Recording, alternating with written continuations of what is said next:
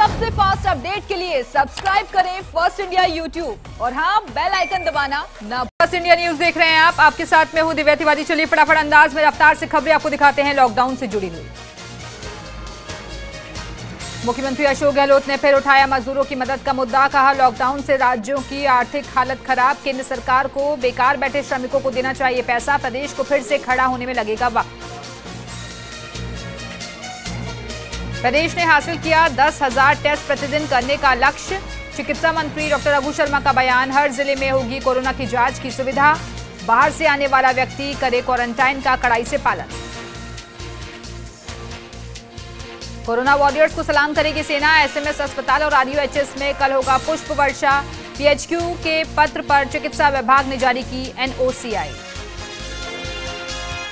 Coaching city Kota से छात्रों की घर वापसी का सिलसिला जारी। आज दिल्ली अरुणाचल प्रदेश के छात्र बसों से हुए रवाना। बिहार के छात्रों को भी राहत, 3 से 6 मई तक रेल से जाएंगे अपने घर।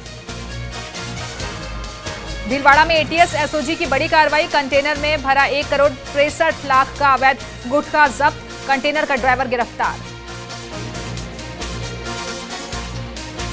अजमेर में स्वास्थ्य विभाग की कार्यशैली सवालों के घेरे में, दरगाह क्षेत्र में एक प्रसूता की कोरोना रिपोर्ट पॉजिटिव आने के बाद जीएलएन अस्पताल प्रबंधन की बड़ी लापरवाही आई सामने।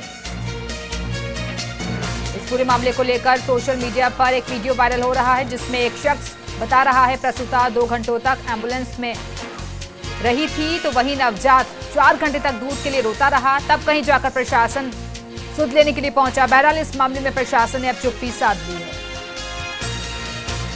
अजमेर में कोरोना पॉजिटिव के मामले बढ़ते ही जा रहे हैं। इसी बीच अजमेर में पहली कोरोना पॉजिटिव मरीज की मौत हो गई। 17 मई तक देश में लॉकडाउन बढ़ने के बाद अब राजस्थान हाईकोर्ट सहित प्रदेश भर की अदालतों में भी वर्तमान व्यवस्था को 16 मई तक बढ़ा दिया गया है।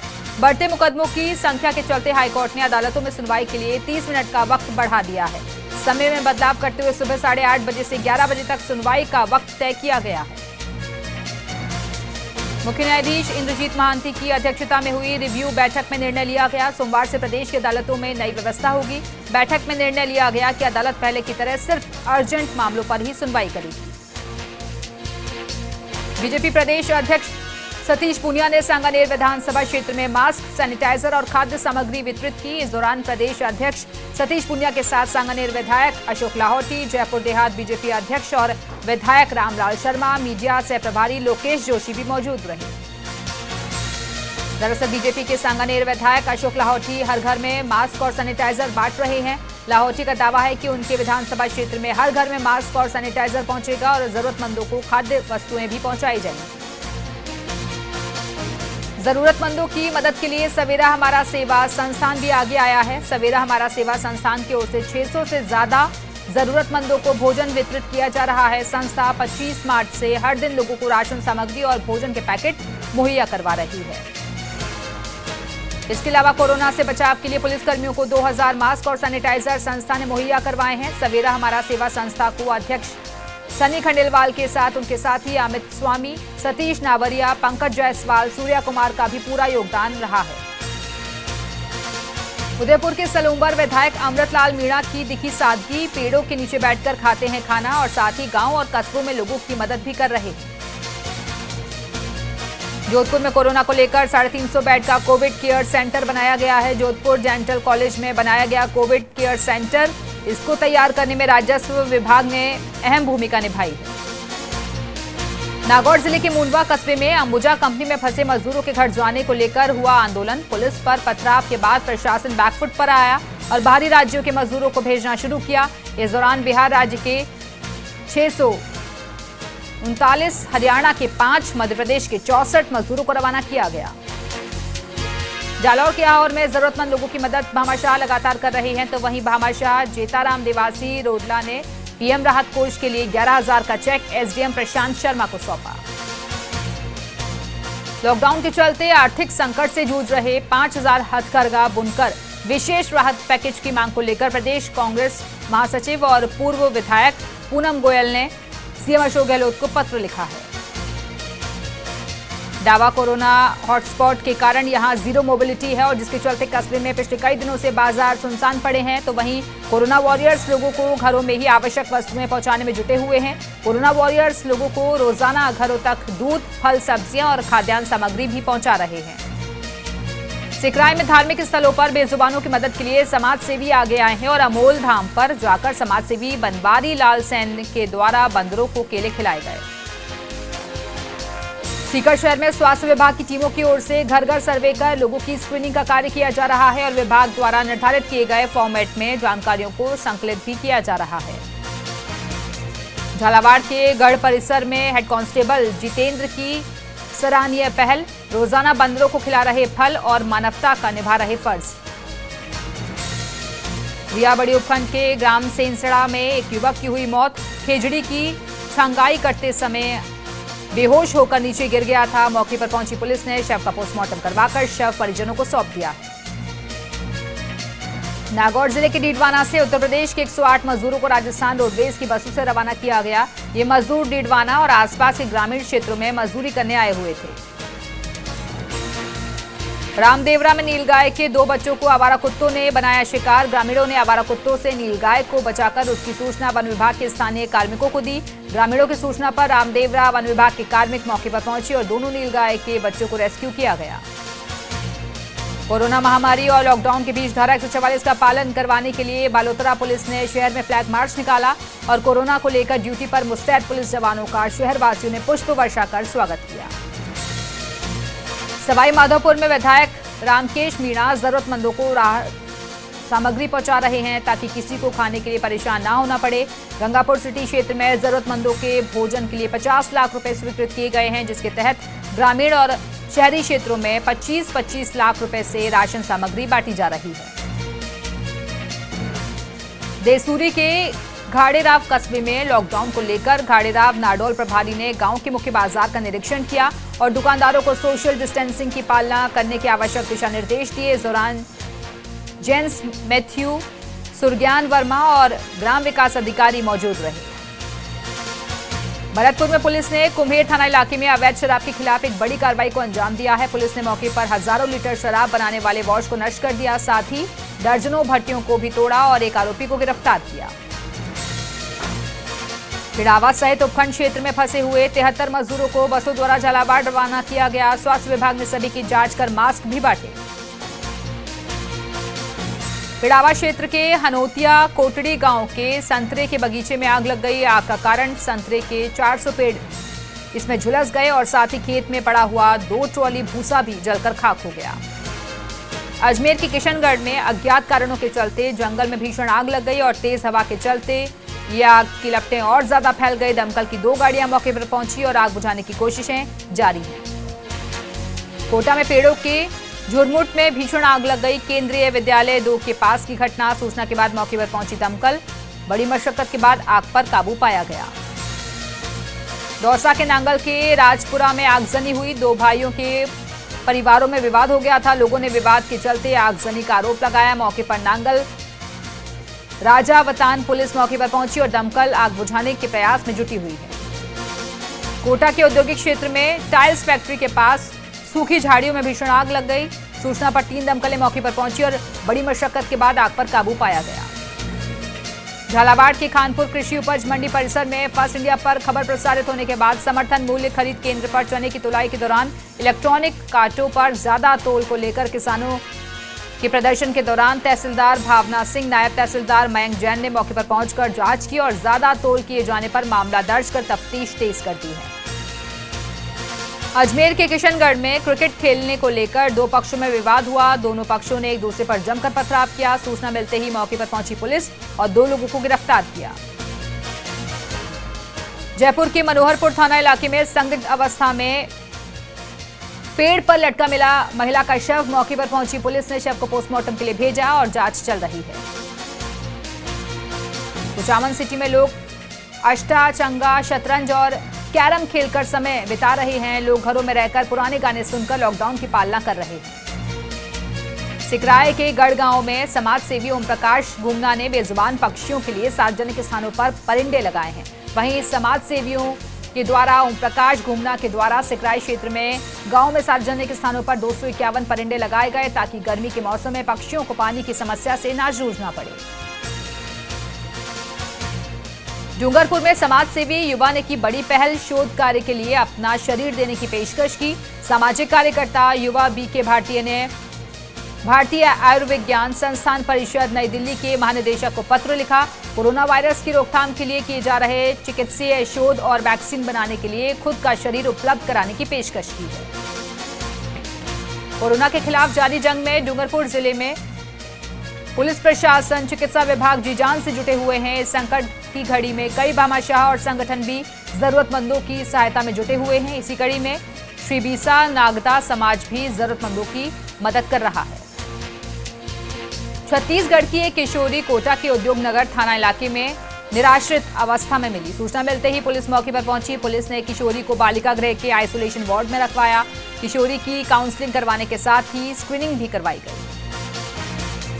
आबकारी थाना टीम ने किशनगढ़बास क्षेत्र के गांव दोहड़ा में हथकढ़ शराब बनाने के 20 कारखानों पर दबिश दी है और 20 भट्टियां और 30,000 लीटर वॉश नष्ट कर 2 आरोपियों के खिलाफ नामजद मुकदमा दर्ज किया।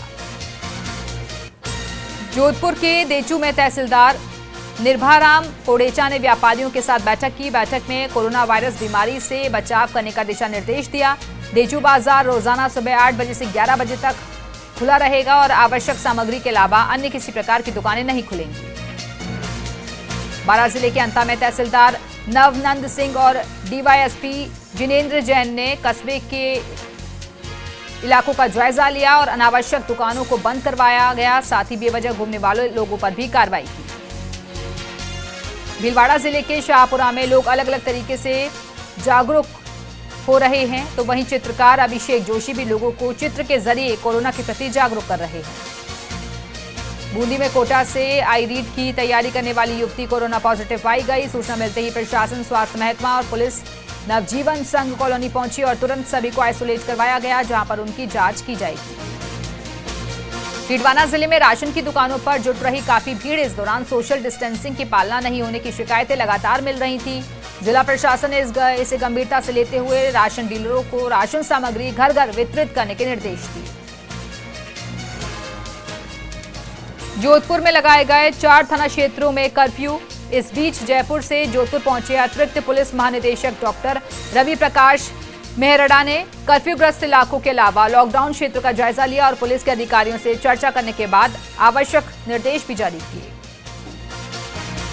अजमेर के ब्यावर में बैंक ऑफ बड़ौदा बैंक ने कोरोना वॉरियर्स का हौसला बढ़ाया है। उदयपुर रोड स्थित बीओबी शाखा की ओर से लॉकडाउन की पालना के लिए अपनी सेवाएं देने वाले पुलिस मित्रों का स्वागत सम्मान करते हुए 501 मास्क और पानी की बोतलें उपलब्ध करवाई गई। मसूदा में विजयनगर के राजकीय नारायण उच्च माध्यमिक विद्यालय में बनाए गए शेल्टर होम में लगभग 1 महीने से रह रहे उत्तर प्रदेश के मजदूरों को रोडवेज बसों में बैठाकर रवाना किया गया। थानाधिकारी विजय सिंह रावत ने सभी मजदूरों को खाद्य सामग्री किट वितरित की, जिनमें आटा, बिस्किट, पानी की बोतल के अलावा सैनिटाइजर और मास्क भी देकर उन्हें राहत पहुंचाई गई। नागौर के डेगाना में एक परिवार स्कूटी के जरिए सूरत से 3 दिनों की यात्रा करके डेगाना पहुंचा, जिसकी सूचना मिलने पर पुलिस के जरिए चिकित्सा विभाग की टीम ने उनकी जांच कर डेगाना के गोरेडी करण्य विद्यालय में क्वारंटाइन करवाया। राजधानी जयपुर के फैक्ट्री संचालक भी अब लोगों की मदद के लिए आगे आए हैं। जैतपुरा में स्थित पेरीवाल प्लास्टिक इंडस्ट्री के संचालक रवि पेरीवाल भी जरूरतमंद लोगों को भोजन पहुंचा रहे हैं। वो खुद भोजन तैयार करते हैं। रोजाना तकरीबन 250 पैकेट भोजन तैयार करके जरूरतमंदों तक पहुंचाए जा रहे हैं। कोटा में घटोत्कच चौराहे पर अनियंत्रित होकर कार पलटी और हादसे में कार का अगला हिस्सा क्षतिग्रस्त हो गया। हादसे में किसी को गंभीर चोट नहीं आई है। प्रतापगढ़ जिले के छोटी सादड़ी में 1 महीने पहले मिला था 202 किलो अफीम डोडा चूरा। इसी मामले में पुलिस ने 2 तस्करों को गिरफ्तार किया है। पुलिस इस मामले में इनके अन्य साथियों की भी तलाश कर रही है। कोटा के कसार इलाके को संक्रमण मुक्त रखने के लिए जुटे कोरोना योद्धाओं को सम्मानित किया गया। सरपंच कालू लाल ने माला पहनाकर उनका सम्मान किया और उन्हें संक्रमित होने से बचाने के लिए मास्क भी उपलब्ध करवाए। अजमेर के ब्यावर में रीको औद्योगिक क्षेत्र में काम करने वाले प्रवासी मजदूर भी अब जल्द ही अपने घर लौट सकेंगे। प्रवासियों के अपने घर जाने की योजना के तहत कई मजदूरों ने ई मित्र के जरिए प्रशासन के समक्ष आवेदन किया था और इनमें से 70 प्रवासियों को घर जाने की अनुमति प्राप्त हुई है। कोटा में लगातार हो रही आगजनी की घटनाएं। 80 फीट रोड पर लगी आग, मौके पर दमकल ने पहुंचकर आग पर काबू पाया। लॉकडाउन के दौरान लक्ष्मणगढ़ कस्बे में आरएसएस और स्वदेशी जागरण मंच ने जरूरतमंदों की सहायता के लिए 5वां चरण शुरू किया है। आरएसएस द्वारा जरूरतमंदों के लिए खाद्य सामग्री के 50-50 किट वितरित किए गए। अजमेर की मसूदा में फर्स्ट इंडिया के सहयोगी रमेश शर्मा ने भी अपने प्रदेश लौट रहे लोगों को खाने के पैकेट वितरित किए और जरूरतमंद लोगों को मदद पहुंचाई। दौसा के सिकराय के कुछ गांवों में लगी जीरो मोबिलिटी में 7 दिन बाद खाद्य सामग्री खरीदने के लिए कर्फ्यू में ढील दी गई है। आदेशों के मुताबिक कर्फ्यू लगे गांव में खाद्य और राशन सामग्री की दुकानें सहित सब्जी की दुकानें सुबह 7 बजे से 11 बजे तक खुली। इस दौरान दुकानदार और राशन सामग्री खरीदने वाले लोगों के द्वारा सोशल डिस्टेंस की पालना की गई।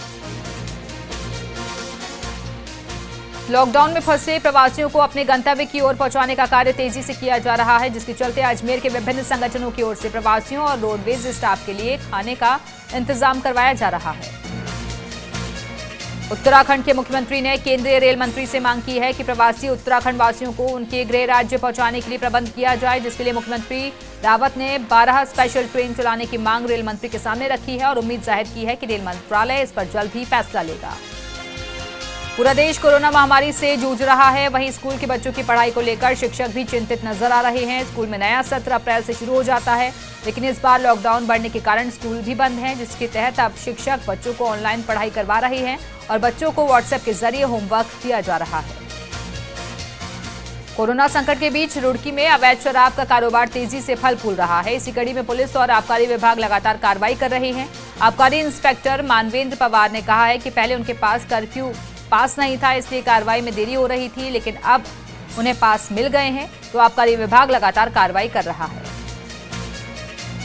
लक्सर में फंसे यूपी के बाशिंदों को प्रशासन उनके गृह राज्य भेज रहा है, जिसके लिए प्रशासन ने एक्शन प्लान भी बना लिया है, जिसके तहत रिलीफ कैंप में रह रहे लोगों को प्रशासन ने पहले राशन बांटा और फिर उन्हें योजनाबद्ध तरीके से रवाना किया। रुड़की के राहत शिविरों में रुके प्रवासी मजदूरों के लिए अच्छी खबर है, उन्हें प्रशासन मेडिकल जांच करने के बाद उनके गृह राज्य यूपी के लिए रवाना कर रहा है। टिहरी की चंबा नगर पालिका की अध्यक्ष सुमना रमोला ने कहा है कि कोरोना वायरस की रोकथाम के लिए नगर पालिका बेहतर ढंग से काम कर रही है। नगर के 9 वार्डों को सैनिटाइज किया गया और बाकी इलाकों में भी सैनिटाइजेशन का काम जारी है।